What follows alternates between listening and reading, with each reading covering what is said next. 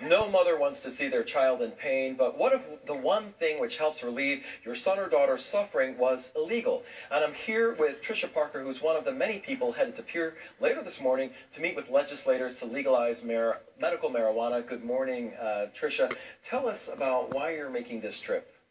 Well, epilepsy is what my son has.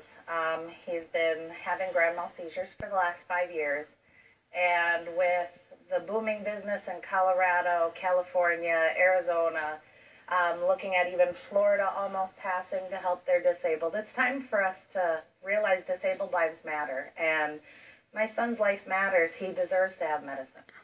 And we're also joined by Ryan Gaddy, who's also another medical marijuana supporter. So, Ryan, tell me about the plan for this morning, about all these different groups that are headed to Pierre across the state to meet with legislators. Well, basically, our plan is we're going to mass up on the steps of the Capitol building right at 11. We have a meeting with Representative Hawley in his office in the Capitol building as soon as we get done with that. He's going to be looking at the bill. He read it over the weekend, and he wants to discuss it with us. And you're looking ideally for two supporters. Have you found another supporter? Craig Teason out of Rapid City said that he would be willing to co-sponsor, but he did not want to be the main guy. So with Mr. Hawley's support, we could see a bipartisan effort. And Tricia, tell us a little bit about your son, Michael. How old is he now? He's 19. He stays home with me now. I think last time I was still working at that time, but his epilepsy has gotten to the point where he needs a lot more care, and so being home is really my only option with him. And so what would medical marijuana do for him? How would that change his life?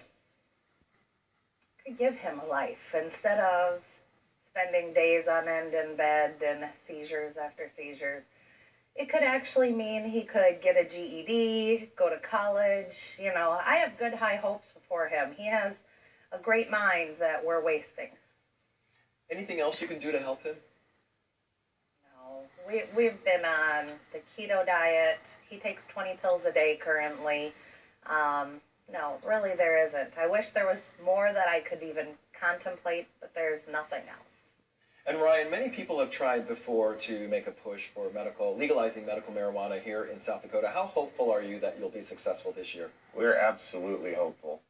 The momentum that's been built over the last year with all the different various pro-cannabis Facebook groups, it's really put the message out there. And we recently got our billboards out there. The message is in the air. You don't need to be afraid to talk about this. You need to have the conversation. And you're having that conversation with legislators. How about with people across the state? What are you hearing from people? A lot of people are very supportive. There's very few, I would say for every 20, 30 good comments, you might have 2 or 3 negative comments in social media, and you guys have seen it in your own feed. Yes. Thank you, Ryan, and thank you, Tricia. Have a good, safe drive on your way to Pierre, and let us know how it goes. Absolutely. Fastcast is